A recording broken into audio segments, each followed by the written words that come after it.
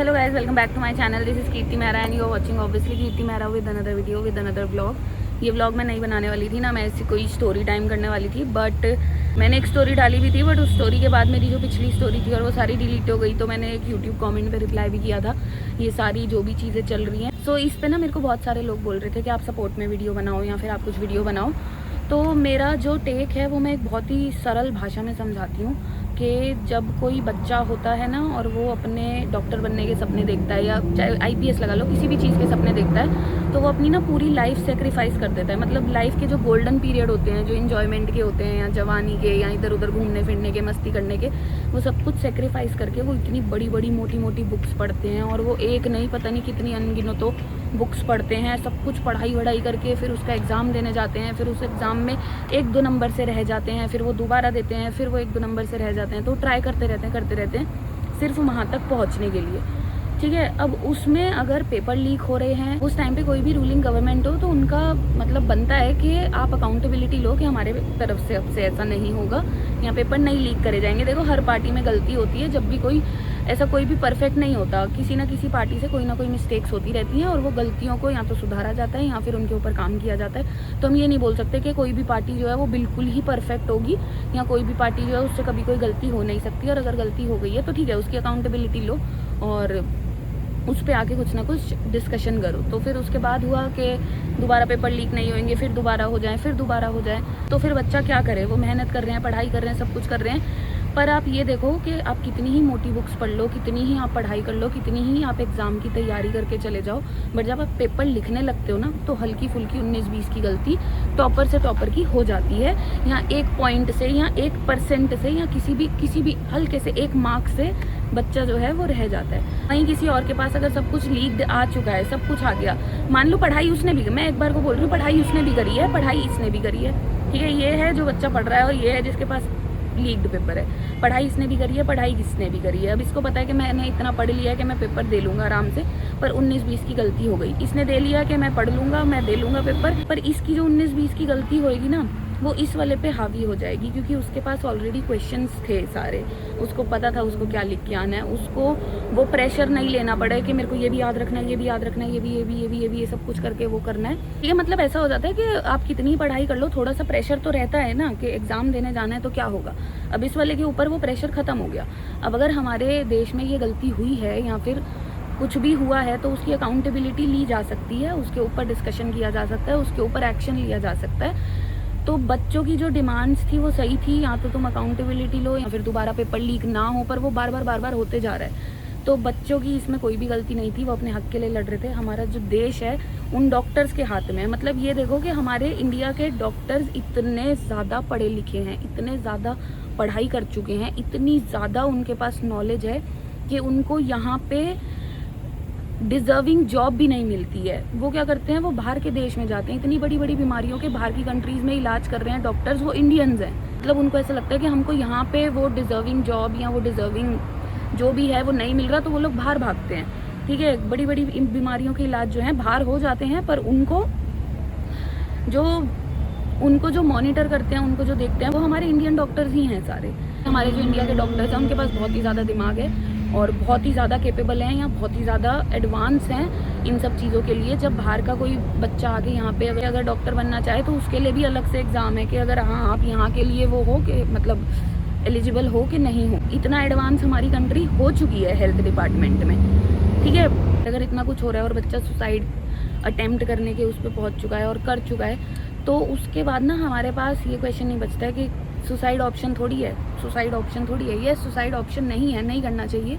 But आप ये सोचो, जो अपनी दिन रात दे दिया, सब कुछ दे दिया, उनको पता था कि वो पेपरों में पास हो जाएंगे, उनको पता था वो अच्छा स्कोर कर लेंगे, उनको पता था, पर कोई ऐसा इंसान आके उनसे आगे ले जाए। मान लो ये इसने पूरी पढ़ाई करी थी, 50 में से इसके 48 आए, इसने भी पूरी पढ़ाई करी थी, 50 में से 50 आ गए, पर उसके पास पहले से सारे क्वेश्चंस थे। तो मुझे लगता है कि उसको तो वो ऑप्शन ही नहीं मिला ना कि पेपर में जाके उसके दिमाग में प्रेशर हो या वो थोड़ा सोचे कि 19-20 की गलती करने लायक भी वो बचे। तो इस वजह से बच्चे सुसाइड करते हैं कि भाई इतना टाइम अब कौन दे, इतना प्रेशर कौन ले, इतनी पढ़ाई कौन करे, जब यही सब कुछ चल रहा है, पेपर लीक वगैरह हो रहे हैं। पेपर लीक देखो पेपर लीक होना बहुत बड़ी मिस्टेक है। तो अगर पेपर लीक हुए हैं उस चीज़ की अकाउंटेबिलिटी लेनी चाहिए, पर हमारे स्टूडेंट सही चीज़ के लिए लड़ रहे थे, सही चीज़ पर लड़ रहे थे। पर ये जो प्रोटेस्ट है ना, इन सब चीज़ों को ऐसा पॉलिटिकल मुद्दा बना दिया, चाहे वो किसी के भी पार्टी के लोग हों।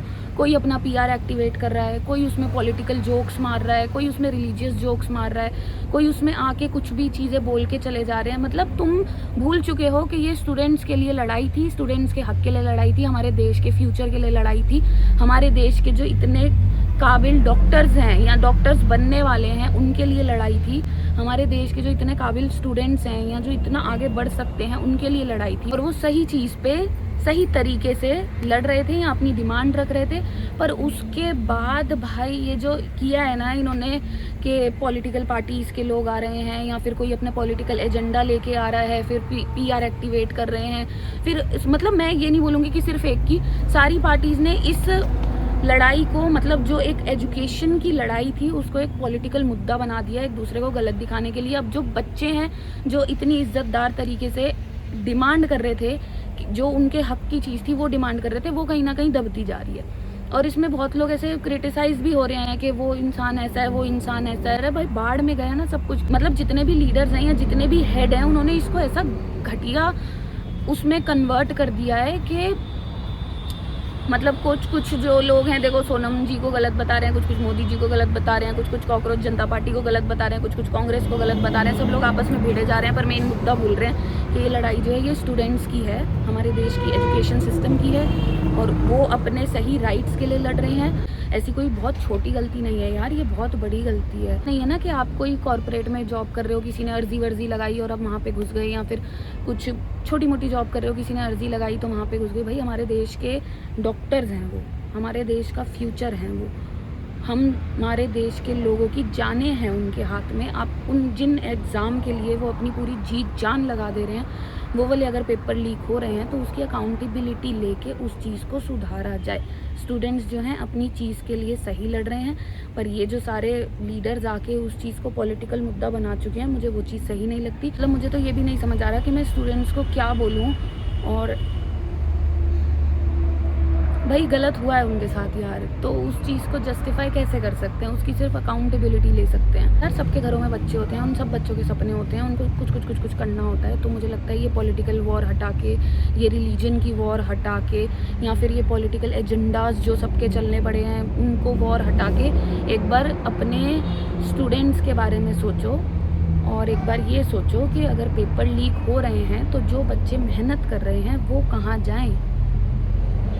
फिर अगर वो सुसाइड कर ले या फिर वो कुछ गलत स्टेप उठा ले तो बोले ऐसा स्टेप नहीं उठाना चाहिए था, ये नहीं उठाना चाहिए था। भाई मेरा टेक ये है कि पॉलिटिकल एजेंडे को साइड हटा के स्टूडेंट्स की जो डिमांड है एक बार उसको सुनना चाहिए। और वो गलत चीज़ नहीं मांग रहे हैं, वो अपने हक के लिए बोल रहे हैं। उन्होंने उस चीज़ में अपनी पूरी मेहनत दी है, पढ़ाई करी है, अपने दिन रात एक करे हैं। आप लोगों को भी मैं यही बोलूँगी कि जितने भी लोग सोशल मीडिया पे पोस्ट वगैरह डाल रहे हैं या कुछ भी डाल रहे हैं, तो एक बार को पॉलिटिकल लीडर्स या जितने भी हेड्स हैं उनको हटा के अपने जो स्टूडेंट राइट्स हैं उन सब चीज़ों को ज़्यादा से ज़्यादा प्रमोट करो और उन सब चीज़ों पे क्वेश्चंस उठाओ। कौन पार्टी क्या बोल रही है, किसके लिए बोल रही है, क्यों नहीं बोल रही है, या क्या कर रहे हैं, वो सब एक बार हटा दो। जो आप स्टूडेंट हो और आपके जो अपने राइट्स हैं आप सिर्फ उन पे बात करो। सब बोलो आके हमें कोई मतलब नहीं है भैया, कौन हमारे सपोर्ट में आता है, कौन हमारे सपोर्ट में नहीं आता। हम स्टूडेंट हैं, हमारे पास हमारे राइट्स हैं, हमें उस चीज़ के लिए आंसरेबल बनो। तो तुम लोग जो एक्चुअल फाइट कर रहे हैं अपने राइट्स के लिए, ये पॉलिटिकल वाली चीज़ों में मत फंसना। सब चीज़ें हटा के जो आपको सही लगे कि हमने पेपर दिए हैं और वो लीक हुए हैं, वो आगे से ऐसा नहीं होना चाहिए, या फिर बार बार गलती क्यों हो रही है उस चीज़ की अकाउंटेबिलिटी मांगो। All the best guys, and students जितने भी हैं, ऑल द बेस्ट।